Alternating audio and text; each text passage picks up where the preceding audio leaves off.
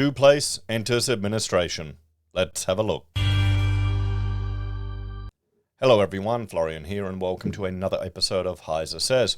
Grab your stein of coffee, and well, sadly, Toplace has entered administration, and we've got apartment owners that are really worried. And let's have a look at this. Maybe it's all the negative news about apartments that I've read over the last few years. I'm terrified of the prospect of ever living in one. So, apartment owners fear multi-million-dollar repair bill after developer Toplace goes into administration. So, Patrick Quintal was newly married and eager to begin a fresh chapter when he bought a Sydney apartment 2 years ago. Now the IT manager feels financially trapped, fearing a $180,000 repair bill after the developer of his apartment, Toplace, went into administration. Now it looks like, at least from this photograph, he's living in the apartment. Now what would be worse is what happened to Mascot Towers, yes. Hang on. Wait a minute. Let me bring up the good old triangle of fail and load up Google Earth Pro. There. I'm getting confused. Mascot Towers. Zenith. Here we go. And for those of you that aren't familiar, the triangle of fail is the term I use to describe, well, the Sydney property disaster cluster, really, that we've seen. All the construction issues that we've been tracking on the channel. Here, you've got Mascot Towers. Yes, it's Mascot Towers. Here, which is, one of the big ones. You've got Otto Rosebery. We've got to have a look at them again. Zetlands, if they ever became habitable. The Joshua apartment building, Sugar Cube. We just started looking at everything here, and we're tracking it all around the country where these issues were occurring. Now, Mascot, they're kind of, well, let's have a look. They're still not living in there. They're kind of screwed. You'd hate to be, what about if you just bought, one of the person who just bought an apartment there beforehand? And, there you go. 2 years, here lies better regulation. Well, it's kind of too late. And you want to look at the playlist on the channel. There's legal action against the neighboring building. The defects inspection of the building picks up a few things. It's really complicated what happened. And the owners are all screwed. There you go, guys. This is it. Some want to sell and demolish the whole building and just get away from it. Oh, shit. Look at this. So it could be worse, okay? It could be much worse. When's this photo? 2023. 1st of 2023. So the beginning of this year. 6 months ago. Graffiti-ridden rubbish. Look at it all. Shit. Sorry, I'm swearing too much, but okay, this is an older photo. Anyway, back to this article. So, it could be worse.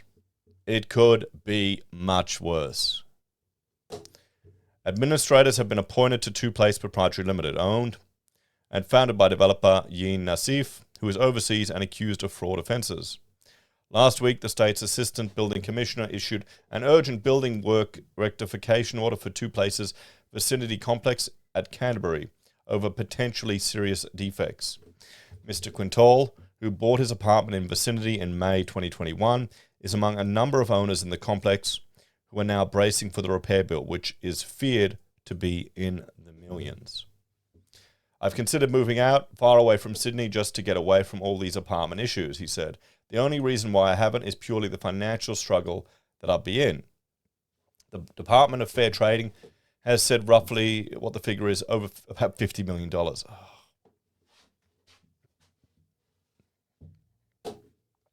I'm concerned that with a lot of these construction issues, we've lost the skills to build properly in Australia. I mean, as an architect, you need to get certain contract administration experience to register, to sit the exam. We have staff. Oh no, sorry, don't have staff. We had staff that worked for us 5 years ago that used some experience. Like 3 people used the experience on one project we had where we contract administered for it because we made sure that they would struggle to get it. And it was a little gymnasium refurbishment, and we put them all on it to observe and use that experience because, well, it's been years later, they're working at big name architectural practices and they are not getting that experience because architects don't get it anymore. So there's something that we're required to do. That's a struggle to get. And that's one example in my own profession where it's hard to get that experience. So, and I'm just wondering if that's similar in other trades. Let me know in the comments, lads and lasses. So he said there were 276 lots in the complex that would share the burden, equating to about $180,000 for each individual lot. So the affected owners have very little recourse. Karen Stills, head of Peak Residential Strata Body Owners Corporation Network, said the situation surrounding Toplace was not a one-off occurrence. She said apartment owners caught up in the saga had limited options now and that the company was in administration. Maybe we need to go back to the Babylonian building code. What do you reckon? Let me know if you're familiar with that. I've got a video on it, guys. I might link that in it. I'll put that in the end of the video or down below. Babylonian building code. They have very little recourse except for years and years of potentially unsuccessful litigation. The owners are walking a tight wire with no safety net below them. It's far too easy in the current regulatory framework for these entities to go belly up, leaving a legacy of 50 million plus defects. And that's just in one building that we're hearing about. There are multiple buildings affected by this company going into voluntary administration. Well, how many of the companies, the developers, set up like a different legal entity for each project? So the government urged to consider buybacks. Okay, so this is the thing. If the government does it, it means we're all paying for it. We're all paying for this. What do you reckon? What do you reckon? Let me know in the chat if you think that's a fair thing. Come on, libertarians.